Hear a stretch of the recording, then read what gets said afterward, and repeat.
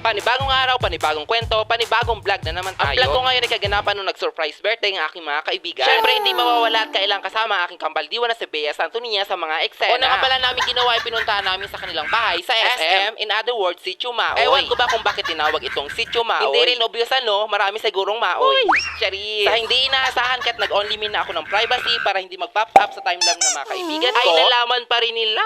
Kaya't nagulat na lang ako na biglang bumisita ang dalawa kong magagandang kaibigan. Pagkarating nga nila ng bahay ay agad na silang nag-aya na gumala. Hindi nga pala ako nakapaghanda na aking sarili ng mga araw na yan. Mas gusto ko na lang sanang matulog at hindi lumabas ng bahay para walang makaalam na aking kaarawan. Walang patumpik-tumpik na pinangkas agad ako sa kanilang motor. Hindi na rin ako nakapag-ayos ng sarili ko dahil biglaan as in walang ligo. Nagbaon na lang ako ng mga damit at iba pang kailangan. At ito na nga nakarating na kami ng Tanyag pero hindi pa yan ang lugar na aming pupuntahan. May halong lungkot at saya ang aking naramdaman. Lungkot dahil hindi ako sanay na hindi nag-aayos ng aking sarili at hindi ako komportable kapag may kulang. Masaya dahil ang sabi ko sa dalawang masisikip, liglig, siksik, nag-uumapaw sa kagandahan na aking kaibigan na wala akong budget para sa birthday ko. Kaya nga hindi ako nagpaparamdam sa social media para wala makaalam. Kaya ko naman sanang maghanda kung hindi naging delay ang aming allowance as locally paid teacher. Sabi naman ng dalawa sila ang bahala para sa mga pagkain at ibang kailangan. Bali, 2 araw nga pala kaming naglagay doon, December 26 hanggang December 27.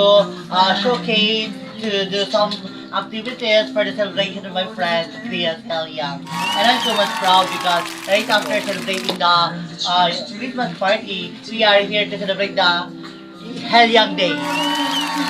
And welcome to the victory party for today. Hello!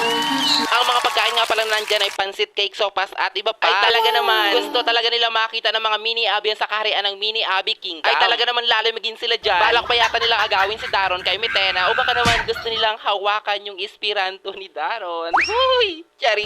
Yung mga nakikita ninyo sa video yan yung mga mini Abby yan. Huy! O, nakita nyo na. Habang busy-busy ang ina ng bayan, ina ng lahat at ina mo. Huy! Yung pangit ng ina mong word. Ay busy-busy din ako sa pagkuha ng mga video. Dahil nga sa paglubog ng araw o takip silim ay mayroong nagmagaganap na pagpupulo. Kung paano nga ba ang tamang paghawak sa Esperanto na hindi lumalabas ang sumpa. Chari! At kung mayroong mga hator sa Encantadia, may mini Avia naman sa mini Abby Kingdom. Maya't maya pa ay unti-unti nawala ang mga mini Avia. Hindi namin alam kung anong dahilan bigla na lang nagsipag-ali. Kaya inaliw na lang namin ang aming sarili para maging masaya. Mabuti na lang itong ina namin, ina ng bayan, ina mo ay very talented. Kahit wala na mga mini Avia na inaaliw pa rin kami sa kanya. Pakak! Talaga ang na.